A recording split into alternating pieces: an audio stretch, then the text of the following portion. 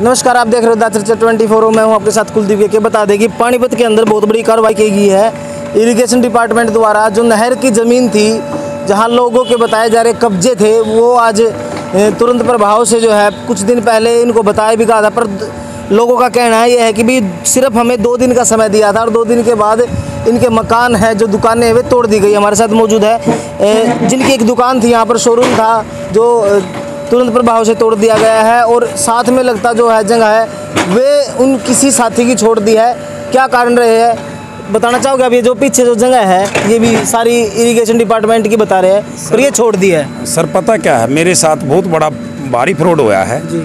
मैं ये जगह का मेरे को पता नहीं था, नहर विभाग की है ये जगह, वाकई में नहर विभाग की थी। 2012 में इसमें इस लाइन में लोग 85 बंदे केस हार चुके थे हाई कोर्ट से जी।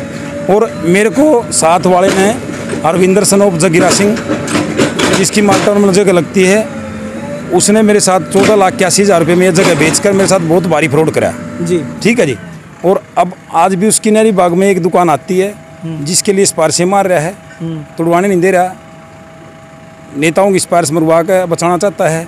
मेरा पूरा मकान नहर महकमे में जा चुका है और इस बंदे ने मेरे साथ इतना भारी फ्रॉड किया है। 14,81,000 रुपये में ये जगह बेच कर नहरी बाग की, जबकि सरकारी जगह बेच नहीं सकता। इसने मेरे को बचत की जगह का लालसा देकर मेरे साथ बचत की जगह है वो मैं बेच रहा हूँ, और भविष्य में जब भी रजिस्ट्री का कोई प्रावधान आया तो मैं आपकी रजिस्ट्री कराने का पाबंद हूँ। अच्छा, बताया नहीं था कि नहर महकमे की जगह? नहर महकमे का उन्होंने कोई खुलासा नहीं करा। मेरे को नहर महकमे का खुलासा होता तो मैं नहीं लेता सर, मैं सरकारी जगह क्यों खरीदता। इसने कहा भाई मेरी बचत की जगह है, मैं इसको आपकी रजिस्ट्री करा दूंगा, जब मौके पर अभी रजिस्ट्री नहीं हो रही है, जब रजिस्ट्रियाँ खुलेंगी मैं करा दूंगा। तो उस अंधेरे में इन्होंने मेरे को रखा, उस चक्कर में मैं इसके ऊपर प्रॉपर्टी के ऊपर और भी पैसे लगा बैठा। कम से कम 15 इन्होंने 14,81,000 में मेरे को बेची थी, और मेरा इस डबल स्टोरी मकान में बना चुका था, मेरा कम से कम 60 लाख का नुकसान हो गया। मेरे को पता जब चलता है नहर विभाग की ज़मीन का, बे नहर विभाग की है। मेरे पास 3 जनवरी 2022 को नोटिस आता है कि नहर विभाग की ज़मीन है, आप खाली करें। तो मैं जब उसके बाद तुरंत एकदम आहत होता हूँ इस बात से, भाई ये होया क्या मेरे साथ, इतना बड़ा फ्रॉड। तो उस व्यक्ति से मिले नहीं आप?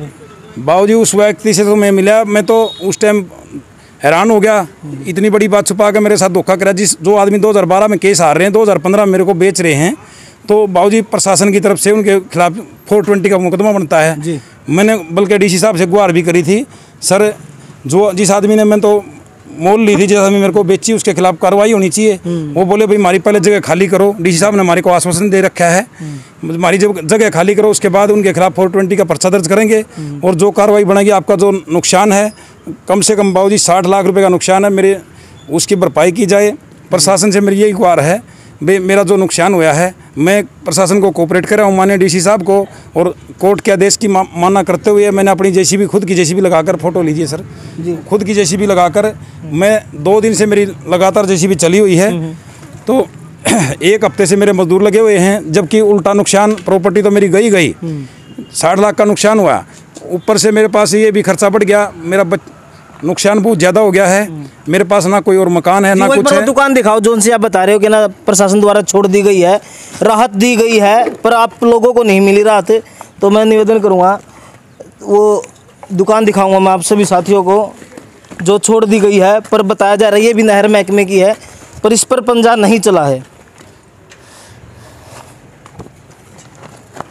सर ये दुकान है वो जी, इन आदमियों ने मेरे साथ फ्रॉड कराया था जी। यही दुकान उन्होंने रख ली। जिनकी दुकान है या मतलब इन लोगों ने आपको दुकान बेची? ये जो दुकान है अरविंदर सन ऑफ श्री जगीरा सिंह, मालटाउन में इनका मकान लगता, साथ लगता जी। इन्होंने मेरे साथ फ्रॉड कराया था और यही दुकान बचा रहे हैं, नेताओं की सिफारिश करके बचा रहे हैं।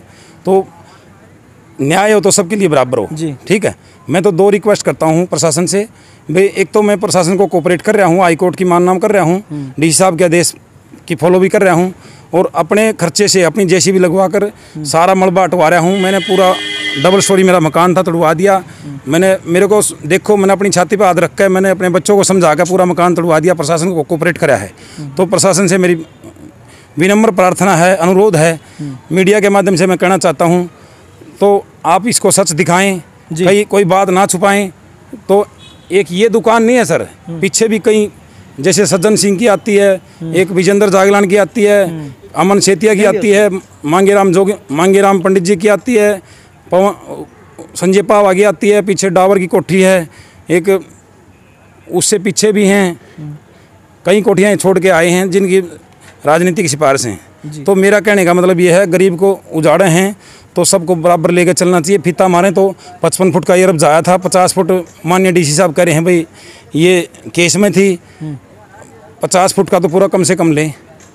तो ये पूरा 50 फुट बनता नहीं, पूरा 50 फुट बनता नहीं, जबकि JESDO ने कोशिश पूरी अपनी तरफ से पूरी कोशिश लगा रखी, भाई फीता लगा रखा है, इनको 2 दिन से बोल रहे हैं भाई खाली करो खाली करो, ये JESDO की बात भी मान नहीं रहे, ये अपनी राजनीतिक सिफारिश लड़ा रहे हैं। JESDO भी बेचारे मजबूर हो रहे हैं, क्या करें क्या नहीं। तो हमारे को न्याय मिलना चाहिए, एक ये दुकान भी और पीछे वाले सारे साफ होने चाहिए जी। जब हमारा पूरे डबल स्टोरी मकान उड़ा दिया गया तो इनकी छोटी छोटी दुकानों क्यों छोड़ा जा रहा है? ठीक बात। रियायत हो तो सबके लिए बराबर हो, नहीं तो न्याय होना चाहिए। और मैं एक अपने माननीय डीसी साहब से एक प्रार्थना करता हूँ, 14 मार्च को जब हमारी तारीख थी डीसी साहब के पास, उन्होंने हमारे को आश्वासन दिया था भाई जिन्होंने तुम्हारे साथ फ्रॉड किया है उनके खिलाफ हम 420 का पर्चा दर्ज करेंगे और आपके नुकसान की भरपाई का आपको आश्वासन देते हैं। तो मैं प्रार्थना करता हूँ मेरे साथ न्याय हो, ऐसे ना हो 2 दिन बाद मेरी बात दबा दी जाए, उल्टा मेरे को परेशान ना किया जाए। मैं मीडिया के माध्यम से यही कहना चाहता हूँ, मेरे साथ न्याय हो। और जो कब्जे पीछे पड़े हैं 2-2 दिन का टाइम उन्होंने सियासत कर रखी है, अभी 2 दिन का टाइम मांगो, उसके बाद में हम अपने आप तोड़ने नहीं देंगे जी। ठीक है, हम JESDO को उनको रोक देंगे कह के, वो बेचारे निष्पक्ष काम कर रहे हैं, JESDO भी निष्पक्ष काम कर रहे हैं, एक्शन साहब भी निष्पक्ष काम कर रहे हैं, लेकिन उनके ऊपर प्रेशर डाला जा रहा है, बार बार परेशान किया जा रहा है उनको भी, और हमारे को भी न्याय मिले और अफसरों को भी परेशान ना किया जाए, ताकि वो अपनी काम में बाधा ना डले। उनकी जितनी ईमानदारी से वो काम कर रहे हैं उतनी ईमानदारी से ही उनका साथ दिया जाए। और प्लीज़ ये जो मौके के MC हैं और ये MLA हैं, हाथ जोड़ कर रिक्वेस्ट है उनकी, इस तरह की कोई सिफारिश ना करें जी। बिल्कुल। तो ये दुकान है वो जो छोड़ दी गई है, पीछे भी बहुत सारे जो मकान बता रहे हैं, जो जगह है छोड़ दी गई है, रिहात दी गई है कि ना भाई 2 दिन का समय 3 दिन का समय, पर इनका कहना है कि ना वे सिर्फ एक सिफारिश के जरिए सिफारिश, ताकि किसी राजनीतिक दबाव में आकर ये मकान छोड़े जाए। पर ऐसा हम प्रशासन से निवेदन करेंगे, अधिकारियों पर हमें विश्वास है, अधिकारियों के काम पर विश्वास है, वैसा नहीं होने देंगे। तो मेरे साथ मौजूद है जो पीड़ित है, जिनका मकान जो यहाँ से टूटा है, नरेंद्र कुंडू जी है, जिन्होंने बताया कि ना उनके साथ किस तरीके से धोखाधड़ी की गई है। तो निवेदन यही है, प्रशासन से कार्रवाई की जाए तो पूर्ण रूप से सच्चाई के साथ की जाए। हमें अपने अधिकारियों पर, पूरे प्रशासन पर पूर्णतः विश्वास है कि ना वो अच्छे तरीके से काम करेंगे। जय हिंद, जय भारत, जय हरियाणा।